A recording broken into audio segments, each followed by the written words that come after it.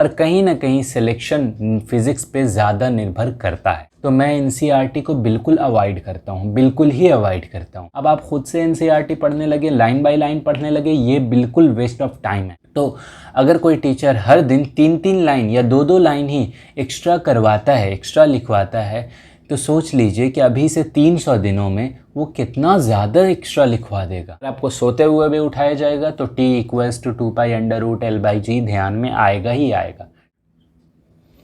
Hello aspirants, आज की video NEET 2025 aspirants के लिए बहुत ज़्यादा इम्पॉर्टेंट होने वाली है, क्योंकि आज की इस वीडियो में हम लोग नीट के सबसे डिफ़िकल्ट सब्जेक्ट यानी फ़िज़िक्स के बारे में बात करने जा रहे हैं।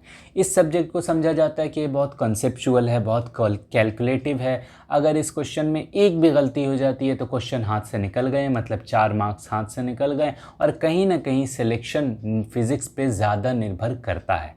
ठीक है, तो आज मैं आपको कुछ ऐसे स्टेप्स बताने जा रहा हूँ जिनको फॉलो करके मैंने खुद नीट 2024 में 170/180 स्कोर किया और ओवरऑल 685 फर्स्ट अटेम्प्ट में ही स्कोर किया था। तो अब इसके स्टेप्स की बात करूँ मैं, तो सबसे पहले जो स्टेप आता है, तो जैसा कि आपको पता है कि फ़िज़िक्स जो है एक बहुत कंसेप्चुअल सब्जेक्ट है, समझने वाला है। तो इसमें जितनी मेहनत एक स्टूडेंट की होती है उतनी ही मेहनत टीचर की भी होती है। तो सबसे पहले आपको कोई एक बेस्ट टीचर चाहिए जिसकी बातें आप समझ सकें, जो आपको पूरा कंसेप्ट समझा सके और सारे तरह के क्वेश्चंस भी वो करवाए।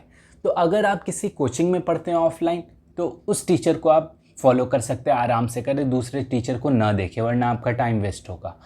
दूसरी बात कि अगर आप किसी ऑनलाइन कोचिंग में स्टडी करते हैं तो आपको चाहिए कि जो वहाँ के टीचर हैं आप उन्हें ही फॉलो करें। ये टीचर्स बदलने में जो होता है ना, आपका बहुत टाइम वेस्ट हो जाएगा।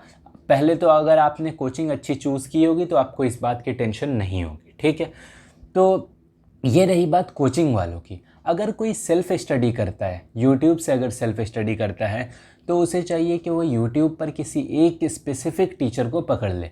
जैसे मैंने एमआर सर से यूट्यूब पर ज़्यादातर फ़िज़िक्स पढ़ी है, और मतलब कि लास्ट का जो पोर्शन पढ़ा है वो एमआर सर से, लेकिन 12th या 11th के कुछ टॉपिक्स, पूरा 12th बोल रहा हूँ, और 11th के कुछ टॉपिक्स मैंने अलग सर से पढ़ा है। अलग सर के जो 5 साल पुराने वाले लेक्चर्स थे मैंने उनसे पढ़ा है, और वो लेक्चर्स इतने बेस्ट हैं कि आज के भी कोई लेक्चर उनके टक्कर का नहीं हो सकता है। तो अलग सर के वो 5 साल पुराने लेक्चर्स बहुत बेस्ट हैं। अगर आप सेल्फ़ स्टडी कर रहे हैं, यूट्यूब से पढ़ रहे हैं, तो आपको उन लेक्चर्स का सहारा या उनकी मदद ज़रूर लेनी चाहिए, क्योंकि वो लेक्चर्स बहुत ज़्यादा इम्पोर्टेंट और अच्छे हैं। ठीक है, अब आ जाती है कि अगर टीचर आपको पढ़ा रहा है लेक्चर के दौरान, तो आपको क्या करना चाहिए। सबसे पहले तो आप उनकी बातों को बिल्कुल सुने, क्योंकि फ़िज़िक्स में निकली हर बात जो होती है वो बहुत इंपॉर्टेंट होती है। हर बात में एक कॉन्सेप्ट होता है, एक क्वेश्चन होता है। दूसरी बात, अगर टीचर कोई क्वेश्चन करवाता है क्लास में, जैसे काइनेमेटिक्स का है, कोई क्वेश्चन करवाने लगे, तो पहले आपको खुद को सॉल्व करना है उसे। ठीक है, पहले आप खुद से उसे सॉल्व करें, सोचें, पूरी थिंकिंग लगाएं। अगर आपसे क्वेश्चन सॉल्व हो जाता है तो बहुत अच्छी बात है, क्योंकि आपने अभी कॉन्सेप्ट पढ़ा है उसका। और अगर आपसे क्वेश्चन नहीं हो पाता है तो फिर आप टीचर से सॉल्व करते हुए देखें कि टीचर कैसे सॉल्व कर रहे हैं। फिर आप ये सोचें कि आप क्या नहीं ट्राई कर पाए या आप क्या नहीं सोच पाए थे जब आपने ट्राई किया था, और फिर ऐसे अगर आप अपनी गलतियों को देखेंगे तो आप जल्दी ही इम्प्रूव करने लगेंगे। दूसरा स्टेप जो आ जाता है वो एक मिसकंसेप्शन है, मतलब कि मेरी तरफ से तो वो मिसकंसेप्शन ही है कि मैं बात कर रहा हूँ एनसीईआरटी की, कि मोस्टली लोगों का कहना होता है, मेरा भी कहना है, कि अगर आप लेक्चर देखते हैं तो उसके साथ साथ एनसीईआरटी पढ़ा करें, जो कि केमिस्ट्री के ऑर्गेनिक, इनऑर्गेनिक एंड बायो में अप्लाई हो जाता है। लेकिन जहाँ तक बात रहती है फ़िज़िकल केमिस्ट्री और फिज़िक्स की, तो मैं एनसीईआरटी को बिल्कुल अवॉइड करता हूँ, बिल्कुल ही अवॉइड करता हूँ। इवन मैंने 11th और 12th में एनसीईआरटी सिर्फ इसलिए ख़रीदी थी क्योंकि स्कूल में रिक्वायर्ड था, और आज तक मैं स्कूल भी लेकर नहीं गया उसे। इवन मैंने कभी नहीं पढ़ा उसे, बस 2-3 क्वेश्चंस लगाए हैं बैक एक्सरसाइज के। तो आप भी एनसीईआरटी को ना फॉलो करें, मतलब कि एनसीईआरटी को फॉलो करना तो है, और वो फॉलो आप करेंगे टीचर्स के ज़रिए। आपको टीचर वो सारी चीज़ बता देंगे जो एनसीईआरटी में। अब आप खुद से एनसीईआरटी पढ़ने लगे, लाइन बाय लाइन पढ़ने लगे, ये बिल्कुल वेस्ट ऑफ टाइम है। उससे अच्छा आप कहीं क्वेश्चंस प्रैक्टिस कर लीजिए।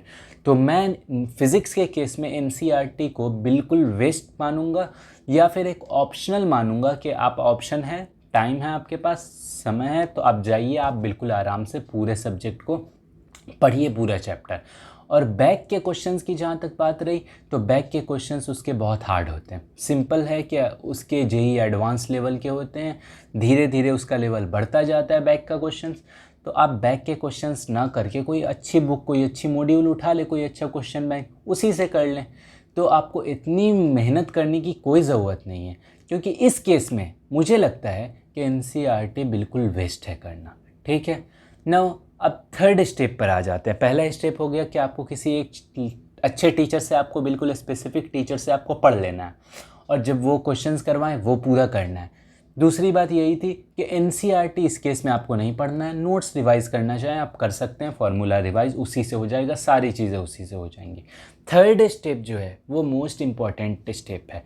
मतलब कि अगर आप टीचर को बिल्कुल ब्लाइंडली फॉलो कर लें, उनके कराए क्वेश्चंस कर लेते हैं, लेकिन अगर ये स्टेप नहीं करते हैं तो आप मतलब फ़िज़िक्स में कभी भी कोई क्वेश्चन नहीं कर सकते। मैं बात कर रहा हूँ कि कोई क्वेश्चन बैंक की, मतलब कोई मॉड्यूल हो या कोई क्वेश्चन बैंक हो, उसे ज़रूर सॉल्व करें। जैसे कि मैंने अपने में सॉल्व किया था डीसी पांडे को। डीसी पांडे बहुत अच्छी बुक है, बहुत ज़्यादा अच्छी बुक है। मैंने बहुत सारी बुक्स की हैं फ़िज़िक्स की, लेकिन उसमें से सबसे बेस्ट मुझे जो बुक लगी वो थी डीसी पांडे की। तो मैं आपको भी सजेस्ट करूँगा कि बिना किसी वेस्ट ऑफ टाइम के कि ये बुक कर रहे हैं, वो बुक कर रहे हैं, आप डीसी पांडे चुपचाप जाइए और ख़रीद लीजिए। उसमें बिल्कुल लेवल वाइज नीट की तरह के क्वेश्चंस हैं, कोई आउटसाइड का नहीं है, उसमें सब कुछ है। और मैं कोई प्रमोशन नहीं कर रहा, डीसी पांडे करते भी नहीं। तो डीसी पांडे की बुक आप ले लें, फ़िज़िक्स की बहुत अच्छी बुक है वो, और उसी से आपका सारा फिज़िक्स का काम हो जाएगा। जितने क्वेश्चंस हैं आप उसको प्लानिंग करें और उसे बैठाकर आप पूरी बुक को कर जाएं। ठीक है। फिर सबसे लास्ट चीज़ आती है कि अब आपने टीचर से पूरा पढ़ लिया, टीचर के कराए क्वेश्चंस कर लिए, सारे नोट्स रिवीजन कर लिए, और आपने लास्ट में क्या किया, सारे क्वेश्चन बैंक, सारे पीवाईक्यूज़ भी कर लिए। तो अब ओवरऑल आपका चैप्टर पूरी तरह से रेडी हो चुका है। मतलब अब आप उस चैप्टर को बंद कर सकते हैं, न्यू चैप्टर में जा सकते हैं। लेकिन अगर आप एक छोटी सी चीज़ कर लेते हैं, मतलब आपने पूरा चैप्टर पढ़ा है, हाईलाइटेड है आपके माइंड में, एक मतलब आधा घंटा बैठें, एक कॉपी लें और पेन लें, और पूरा जितना भी आपको याद आता है, जैसे अगर इलेक्ट्रिक करंट वाला चैप्टर है, आप एक बार के लिए बैठें, फार्मूलाज लिखना शुरू कर दें, जितने इंपॉर्टेंट कॉन्सेप्ट हैं लिखना शुरू कर दें, I equals to this this this, ये सब लिखना शुरू कर दें। और इससे क्या होगा कि आपका जो रिवीजन है ना वो बिल्कुल स्पीड के साथ होगा, और जो उस वक्त बात याद आएगी ना वो हमेशा याद रह जाएगी। दूसरी बात कि अगर आप उस वक्त शॉर्ट नोट्स बना लेते हैं, अगरचे आप थोड़ा देख वेख ले इधर उधर नोट्स में भी, बट अगर आप बना लेते हैं तो इससे आपको लास्ट में रिवीजन करते वक्त बहुत आसानी होगी। बस आपने शॉर्ट नोट्स खोले, फार्मूला सारे दिख गए, ख़त्म, फिर नहीं हुआ गया। तो इससे क्या होगा कि आपका बहुत टाइम लास्ट में बचेगा। आपको स्टार्टिंग में तो इसका फ़ायदा ज़्यादा नहीं दिखेगा, बट लास्ट के महीनों में इसका बहुत ज़्यादा फ़ायदा दिखेगा, क्योंकि शॉर्ट नोट्स अगर नहीं होते हैं तो आप किसी भी चैप्टर को रिवाइज़ करने में बहुत ज़्यादा टाइम जाता है। अगर आप यही मान लें कि अगर कोई टीचर हर दिन फ़िज़िक्स में थोड़ा सा एक्स्ट्रा तो चले ही जाते, थोड़ा एडवांस चले जाते हैं, तो अगर कोई टीचर हर दिन 3-3 लाइन या 2-2 लाइन ही एक्स्ट्रा करवाता है, एक्स्ट्रा लिखवाता है, तो सोच लीजिए कि अभी से 300 दिनों में वो कितना ज़्यादा एक्स्ट्रा लिखवा देगा। तो फिर आपको जब वो रिवीज़न करने का वक्त आएगा तो क्या आप उतने 900 और 1000 लाइंस जो एक्स्ट्रा लिखे हुए हैं वो कॉन्सेप्ट्स दोबारा पढ़ने जाइएगा? तो ये बिल्कुल वेस्ट ऑफ टाइम होगा। इसलिए अभी थोड़ा सा मतलब आधा घंटा लगेगा, आपका बिल्कुल फ्रेश माइंड रहेगा, फ्रेश चैप्टर रहेगा, आप उसे बिल्कुल बैठें और फिर उसके बाद पूरा चैप्टर एक बार में लिख डालें, शॉर्ट नोट्स भी बन जाएगा, रिवीजन भी हो जाएगा, और इससे आने वाले टाइम में आप वो चैप्टर या फार्मूलाज कभी नहीं भूलेंगे। अगर आपको सोते हुए भी उठाया जाएगा तो T=2π√L/G ध्यान में आएगा ही आएगा। ठीक है। अगर आप ये चीज़ें फॉलो करते हैं, सबसे पहले टीचर से पढ़ना, उनके कराए क्वेश्चंस करना, उनके कराए कॉन्सेप्ट्स करना, नोट्स को रिवाइज करना, और एट लास्ट क्वेश्चन बैंक को पूरा करके शॉर्ट नोट्स बनाना, तो अगर ये चीज़ें करते हैं तो आप एक्सपेक्ट कर सकते हैं कि आप 180/180 फिज़िक्स में ईज़िली स्कोर कर सकते हैं और नीट में भी टॉप स्कोर कर सकते हैं। Thank you everyone.